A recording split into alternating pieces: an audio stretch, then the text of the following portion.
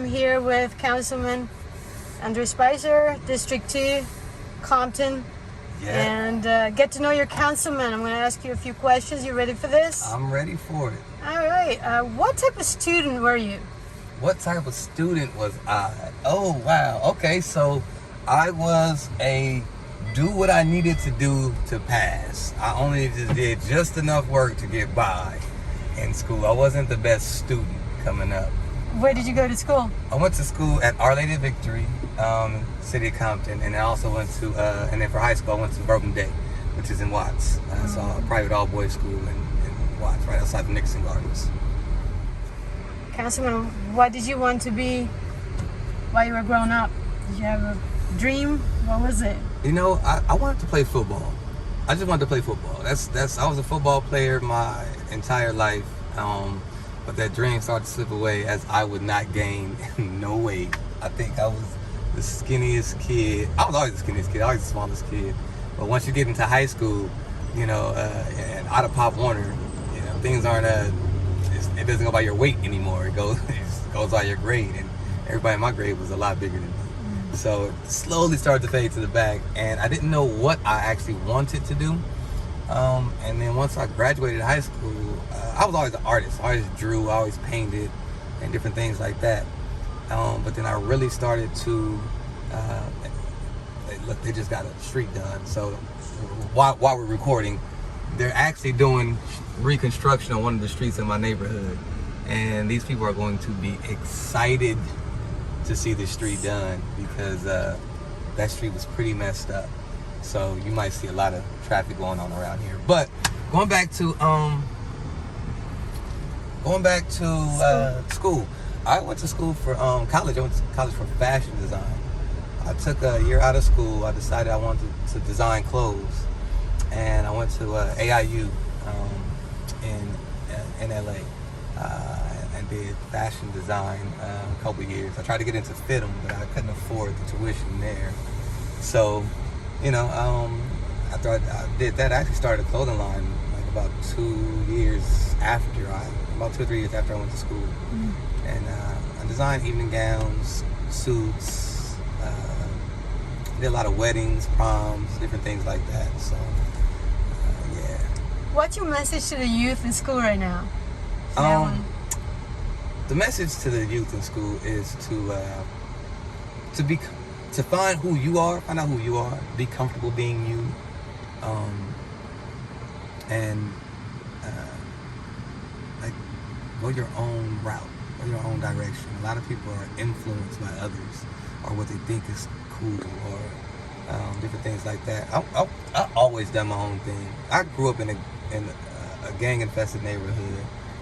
There was violence and gangs and stuff all around me, drugs and different things like that. And I went to school for fashion design. It wasn't the popular thing to do. It was like I was in the classroom and it was me and about 28 women and then 2 other guys that were, you know, definitely different than what I was and, you know, that I couldn't relate to. So I always stood alone, and I'm comfortable with that. I love that, and I love my route in life because of that. Who was the most influential role model for you while growing up? Did you have one? So my mom has always been one of my best friends. We've always had a really dope relationship, and I get a lot of my strength and courage from her.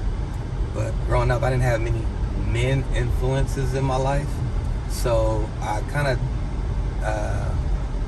hung on to some of my coaches, you know, Coach Spears, Coach Cole, Coach Lalo. It's different coaches that I really kind of that really poured into my life, that I don't even know that they know to what degree that they poured into my life and what they mean to me. Certain uncles, you know, that wasn't even my direct uncle, but, you know, my cousin's dad, or, you know, different people like that really, you know, played different roles in my life. There was no one consistent person throughout the whole time. There was a lot of key people that came in at very, very pertinent times in my life. And I really, truly appreciate it. Again, I didn't realize how much of an influence they had in my life until, you know, I started to develop a little more as a man. What do you think the biggest challenge that Compton's facing right now? What is it for the community itself? The biggest challenge is going to be to change the culture of Compton. The culture has allowed us to be stagnant in where we are. We accept things as they are. We've gotten used to the helicopters flying over our head. We've gotten used to trash on the corner. We've gotten used to seeing abandoned buildings. We got used to not taking responsibility for what we can do to make changes in the community.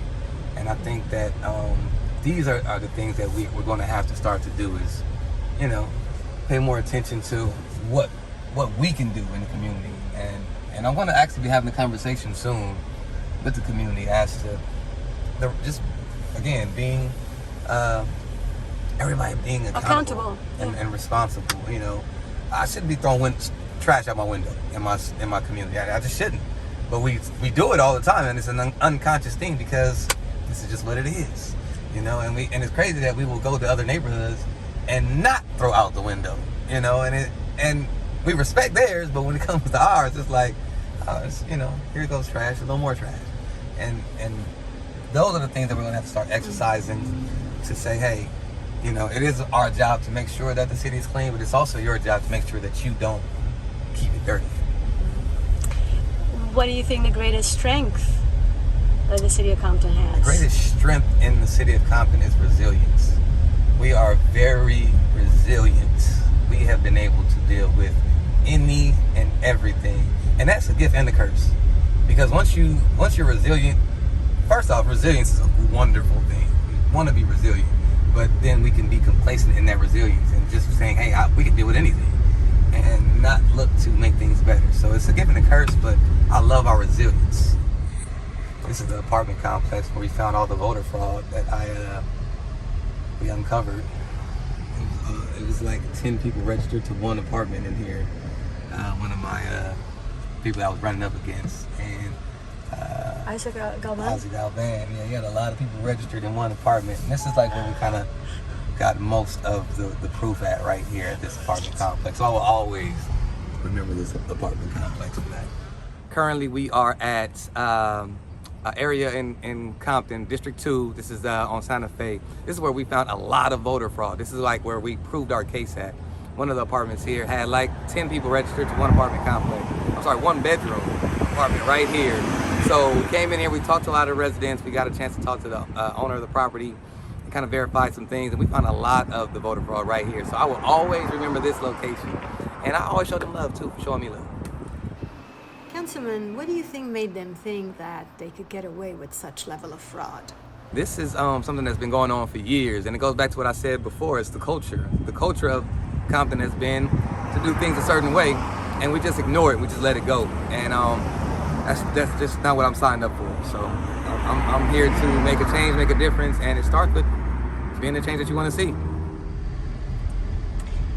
Councilman, what are the things that you're the most proud of that you accomplished the last 30 days that you've been in office? Mostly a connection with the community, and establishing the fact that I am here for them. I've done some things that I can, obviously be proud of. We've given away $4,000 worth of gas to the community. We fed over 700 families. We've had a movie in the park, at a park that had been, that families had been fearful to go to. We cleaned that up and was able to do an event there for families. And this is all within 30 days of me being in office. And those things are things to be proud about, but mostly it's the fact that I'm developing an even stronger bond with the community. They're responding to the changes, and they feel heard, So just establishing that connection, I think, is key. I was even able to establish a connection with people that did not like me.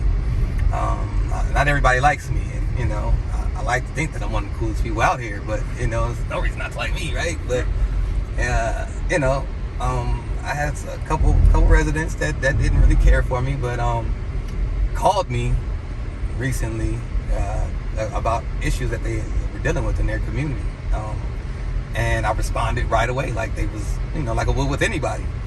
And one of the women was like, hey, I'm gonna have to take back everything I said about you, and for me, it meant a lot, because I'd rather win you over. I don't want to argue with you. I don't want to fight with you. It's not the energy I want. And in most cases, these are senior people, so I'm not one to sit here and argue and go back and forth with you, and it's just not good energy, and what we're gonna do, fight? We're not gonna fight. So I just try to, keep everything cordial and cool, and I'm just gonna do my job, and hopefully that people do recognize that, they appreciate it, and they can show their appreciation for it. So, Councilman, tell me about this park. So this is Looters Park. This is one of I think about 4 parks in my district, and this one hasn't always been the most maintained. We have a lot of. So when I was doing my campaigning, I talked to a lot of people in the neighborhood, and a lot of families have been very reluctant to come up here, and they asked, why y'all reluctant to come up there? And it's because of the gangs were hanging out. It was transits that would kind of hang out and be here, and I just want to change the look of the park. So I wanted to target this park to do my movies in the park, to make sure that we cleaned it up and that it was available for the community. And I talked to the workers, and they got right to it, man. They were happy to get to work to it, man. And then I actually talked to the transients, and I let them know about my concerns, and they let me know it would kind of cut back on the hanging out, especially for that particular day. Same thing with the gangs. I was talking to them, and this is my people. I talk to them, I'm engaging with them. So that's where we at with it. So another one of the issues that we had in this park was the kids couldn't use the playground, the playpen area, because it had human feces in it. It had syringes and different things like that. So I was, man, we got to clean this stuff out, and then clean it up, sanitize it, and bring us new mulch so that we can, have a whole new look. And they got right to it, I was looking, now I'm coming here for the first time since that day, and, it just looks a lot cleaner. You don't have the hanging out as much, you don't have the, respectful to our transient community, but they're not here as often anymore and hanging out and, in the playpens where the kids are supposed to be. So, and that was just us, again, communicating with the community. You gotta talk to your people, you can't be threatened by people in your community. I grew up here. I know these people. So me going to have these conversations was nothing. It was just a conversation where most politicians wouldn't have done it.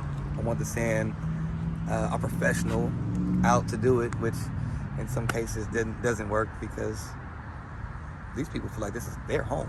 So when this is their home, their territory, you have to come with a certain type of approach. You have to be able to speak the language of the people. And I feel like I speak that language pretty good. What is your favorite moment? What was your favorite moment since you've been in office? Can you recall one? My favorite moment was feeding those 700 families, and providing them with, the level of groceries that we provided them with. And just to see their smiles, just to see them be so grateful, meant a lot, because it showed me, I know the level of people that we have here, and sometimes people just need that extra help to get past, and getting them $50 worth of gas for their car, or a couple $100 worth of groceries can take them a long way, can help them get to the next month. And you see it. You see the relief on their face, and their kids are smiling, they're happy, and they just like, and we were giving away car seats and high chairs and just diapers and different things. Like, no one's doing that. With respect, no one else is doing that. And I know that the people here are just, and not to say people here are broke or they can't afford anything, but just that extra helps them get to the next month. And I'm most proud to do that for my people. To do that. So you saw a wall that had graffiti on it? Yeah, I saw I saw a wall that needed to have its graffiti removed. Don. Hey man, I got some graffiti on the wall over here in my area. It's actually right across the street from the water store. Okay. Address is it's on the corner of Long Beach Boulevard and I don't even know this little street right here. Is it the Gray Wall? It's the Gray Wall, yep. It got Elm Street on it. Okay, I'll be on there in a minute. All right, appreciate you, Rico. All right. I'm done for the day. I have to. The thing about getting graffiti up, not everybody understands how important something like that is. Aside from the fact that it doesn't look good and it's ugly to the community, it's a message, and most times it's messages of hate, and that only derives more hate. And then you get this back and forth thing that goes on, and in some cases beef and things are escalated just because of what's on the wall in a certain territory. So it's a level of public safety, honestly, removing the graffiti. I'm more inclined to remove the stuff that I see is disrespect. I'm like going to get on that immediately. People marking their territory, I'm going to report it, and then eventually it gets taken down. But I am a little more fast to respond to the messages of hate. All right, so what we have here is just a lot of graffiti on the wall. And what I've told you guys before is just like sometimes it's more about just kind of clearing the hate off the wall, and sometimes these messages are messages of hate. It's somebody K or anybody K or crossing out different territories, and what that does, it just sends a message of hate and violence to whoever you're disrespecting, and then it becomes they have to get back, and then you do the back and forth for a while until someone actually gets physical, and then things escalate. But it all starts with, not all of it, but a lot of it kind of starts with stuff like this. So that's why it's important to get it off the wall as fast as you can. So what are these? So I mean, you have I'll read this stuff. I'm born and raised around these types of things. So I'll read this. This is language I actually read. So it's not just letters on the wall for me, and it's not for the community. So we got like 18 killer, 18K. It's not, and I'm not saying these things to be disrespectful to these gangs. I'm just pointing these things out to show that this is the reasons why we have to get this stuff whacked out or cleaned up. You got SBC crossed out. And the HKs and these different things, and it's like, again, messages of hate. What is STV1? STV 113 is a Latino gang in the area. I'm not exactly sure where they're at per se, but I know what that means. And the SB Santana Block Crips. They are also in my district. They're not too far. Actually, yeah, they're right across the street over here. Then you got the Compton Vadio 70s. What are they? Compton Vadio, so the CV70s. Again, it's another gang here in Compton. Another Latino gang here in Compton. So you'll see a lot of these tags on the wall, and we just gotta clean them up. It's just our job to get it clean. That's all. All right, let's travel 5 years into the future. Okay. We're in Compton. Yes.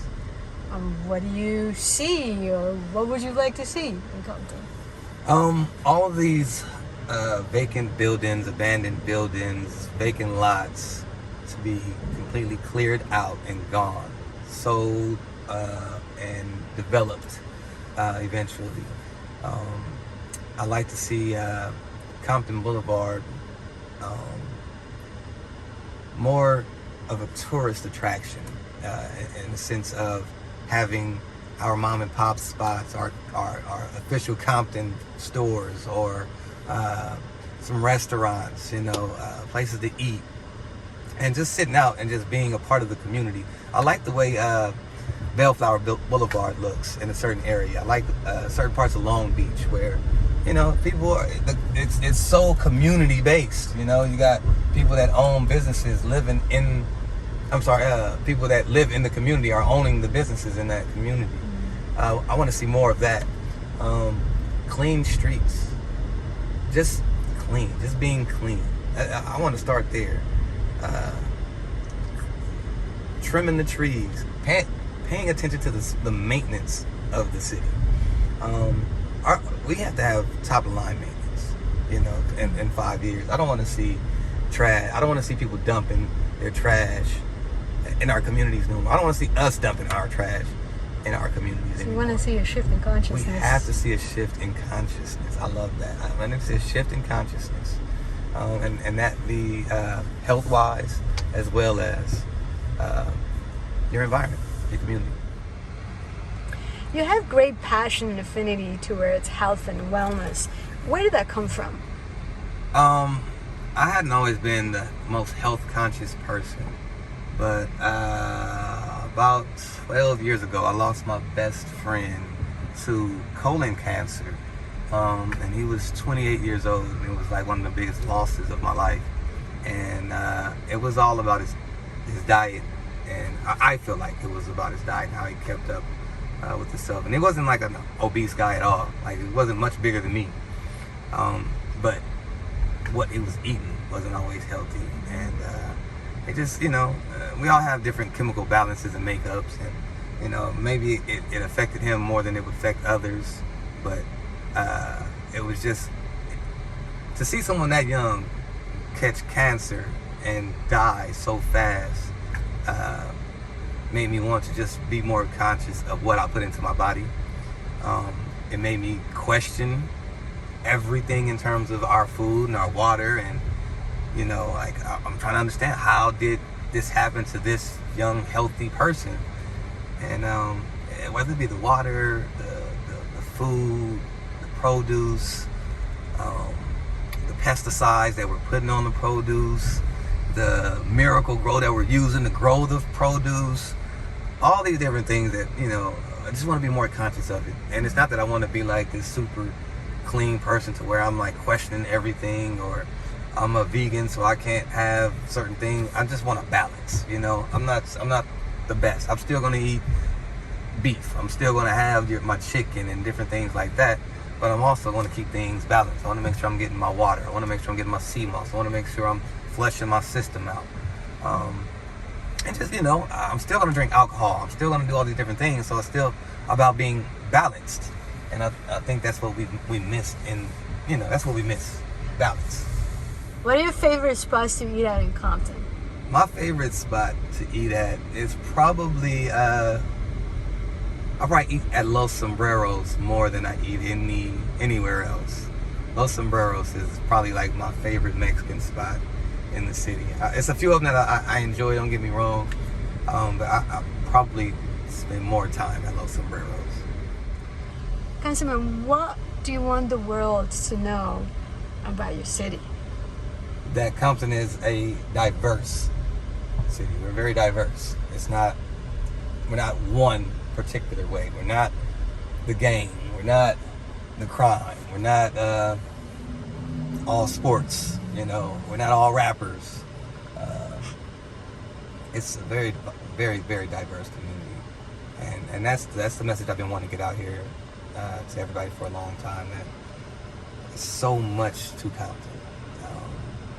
The pride runs deep, the history runs deep, and you know, it's a little bit more than just NWA.